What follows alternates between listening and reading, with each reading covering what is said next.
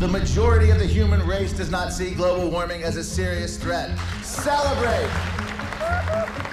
Climate legislation is dead. We are drilling all over the place. We, in the global north, with less than 20% of the population, are responsible for over 70% of global emissions. On the other side of the world, those people who are the most affected by climate change, most affected by environmental injustice, have the least responsibility for creating this crisis in the first place. The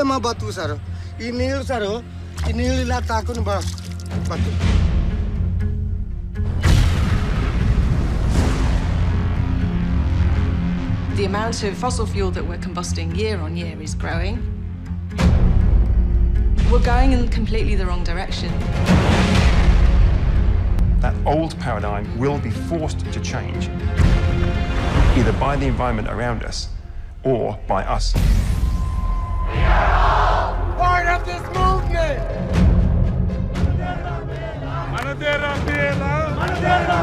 When you see communities who are thrown into the front line, and you see the incredible transformation, they become stronger, they stand up. So here's the big question. What if global warming isn't only a crisis? What if it's the best chance we're ever going to get to build a better world?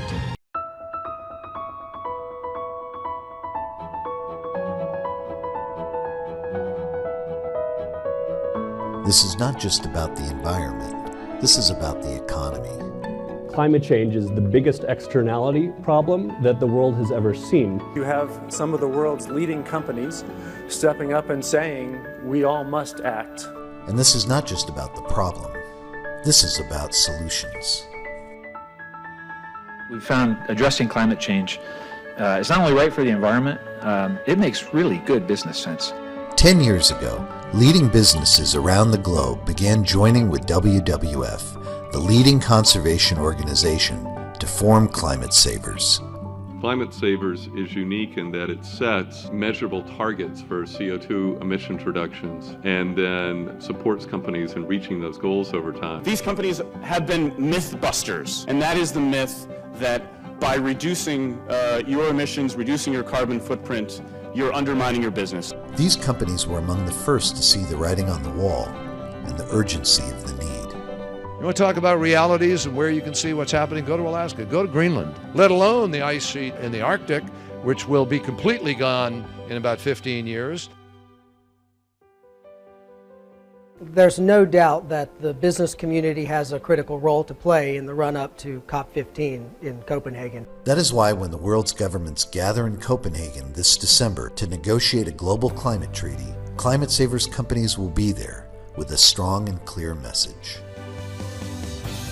Let the clean economy begin. We've shown over the last 10 years that we can reduce our emissions and do it profitably. By cutting 15% of CO2, we have estimated that we will increase our profit by 25%. By 2010, they will have collectively decreased their CO2 emissions by 50 million tons over the past decade, while creating competitive advantage and increasing shareholder value. There are opportunities which are good for business and good for the environment at the same time.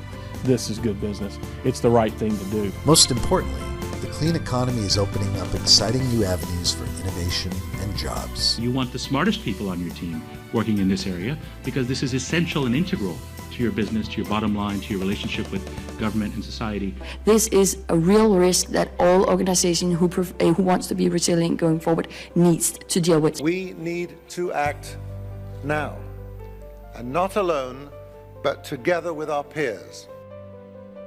And those companies that get out ahead and find innovative ways to reduce their own emissions, to make more efficient products, will be the winners in that economy. This is the economic future. This is the restoration of our strength and our leadership. These are the jobs of the future. This is the moment. This is the issue. We need every single one of you to step up and be the foot soldiers who make this happen. We have to do something now, and that makes me angry that they knew, and they're still trying to drill in these places.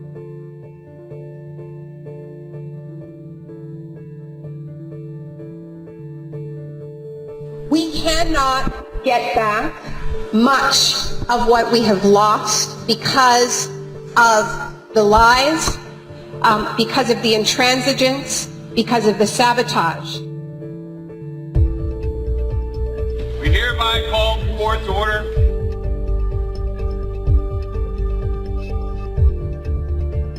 I am a poet and activist from the Marshall Islands. We've been living there for 2,000 years. In that time, the ocean has stayed at a level that's made it possible to pursue life there. Yes, actually, we just went out to visit an island just this past weekend that we were told went underwater.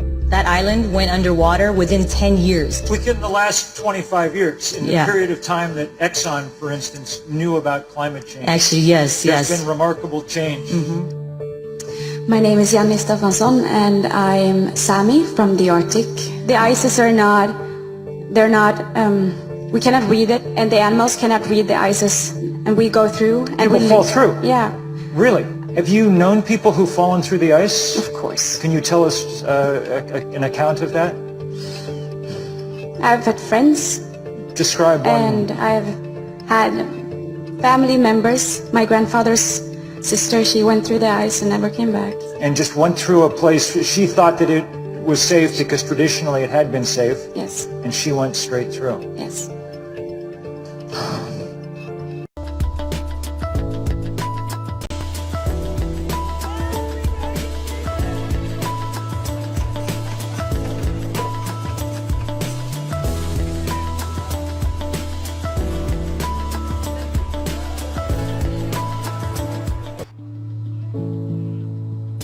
We are going to do our best to enter the mine and to do the best as we can to come as far down as possible. Yeah.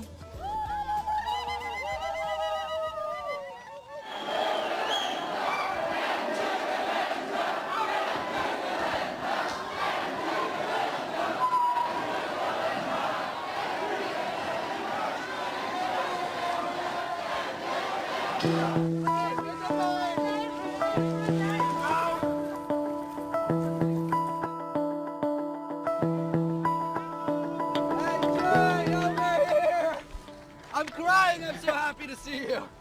Hey, you made it, guys. Yes. Fuck yeah. And we're gonna make down there. Yeah. Sie befinden sich im Gefahrenbereich der Abgrundkante.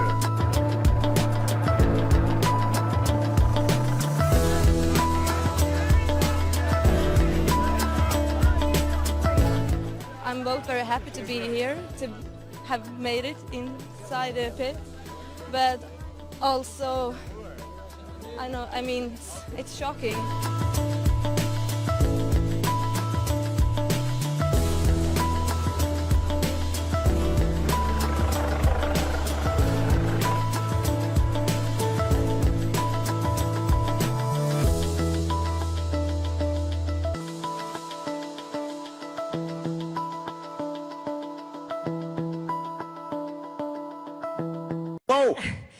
I'm a native Chicagoan, and I welcome you.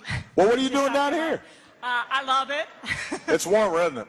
I'm down here to protect the environment. Okay. And I wanted to thank you for vetoing the XL Keystone Pipeline. Thank you. Thank you. Thank you. You are what we worked for. You are what we hoped for. Well, I appreciate that. Do you have a question for me? Yes. Do you think that will stop the XL Keystone Pipeline? Well, for those of you who haven't been following this, the Keystone Pipeline is a proposed pipeline that runs from Canada through the United States down to the Gulf of Mexico. Its proponents argue that it would be creating jobs in the United States. But the truth is it's Canadian oil that's then going to go to the world market. It will probably create about a couple thousand construction jobs for a year or two, but only create about 300 permanent jobs. The reason that a lot of environmentalists are concerned about it is the way that you get the oil out in Canada is an extraordinarily dirty way of extracting oil. And obviously there are always risks in piping a lot of oil through Nebraska farmland and other parts of the country. What we've done is I vetoed it because the Congress was trying to short-circuit a traditional process that we go through. I haven't made a final determination on it, but what I've said is that we're not going to authorize a pipeline that benefits largely a foreign company if it can't be shown that it is safe and if it can't be shown that overall it would not contribute to climate change. Now, a lot of young people here, you may not be worrying about climate change, although it is very cold down here. You can't attribute a couple of days of cold weather or a couple of days of hot weather to the climate changing. But the pattern overall is that the planet is getting warmer. That's undeniable, and it's getting warmer at a faster rate than even the scientists expect. And you might think, well, you know, getting warmer, that's no big deal. Folks in South Carolina, we're used to dealing with hot weather. We can manage. But understand that when you start having overall global temperatures go up, even if it means more snow in some places or more rain in some places, it's not going to be hotter every single place, but the overall temperature is going up, that starts changing weather patterns across the globe. It starts raising ocean levels. It starts creating more drought and wildfires in some places. It means that there are entire countries that may suddenly no longer be able to grow crops, which means people go hungry, which then creates conflict. It means diseases that used to be just in tropical places start creeping up, and suddenly we've got a whole new set of, say, insect-borne diseases like malaria that we thought we'd gotten rid of. Now they're suddenly in places like the United States. We start running out of water. It puts stresses and strains on our infrastructure. Hurricanes become more powerful when the water is warmer, which means a lot of our coastal cities and towns are put at risk. I say all that because it may not be the thing that you are worried about right now. Right now you're worried about getting a job, or right now you're worried about, you know, is your girlfriend still mad at you, or right now, you know, you're thinking about just getting through classes and exams. I understand that, but what you have to appreciate, young people, is this will affect you more than old people like me. I'll be gone when the worst of this hits. And the disruptions, economic, social, security disruptions that it can cause can make your life and the lives of your children much harder and much worse. And if you don't stop it at a certain point, you can't stop it at all, and it could be catastrophic. And I just want you to understand what I just described. It's not science fiction. It's not speculation. This is what the science tells us. So we've got to worry about it, which is part of the reason why we've invested in things like green energy. You know, trying to increase fuel efficiency standards on cars, trying to make sure that we use more solar and wind power, trying to find new energy sources that burn clean instead of dirty. And everybody here needs to be supportive and thinking about that, because you're the ones who are going to have to live with it. And I'm very proud of the fact that we've doubled the amount of clean energy produced since I've been president. We're increasing fuel efficiency standards on cars, which will save you, by the way, money at the pump. Don't think that just because gas prices are low right now, that's nice, it puts some more money in your pocket, but that's not going to last. So don't start going out and saying, oh, I'm going to buy a big gas guzzler now, right? Because the trajectory, the future is that oil is going to get more expensive, it's going to get harder to extract. We're going to have to transition over time to a new economy. And there's huge opportunity. We can create a lot of jobs in those areas if we are focused on it and planning for it. All right? But thank you very much for the question. All right, this is gentlemen.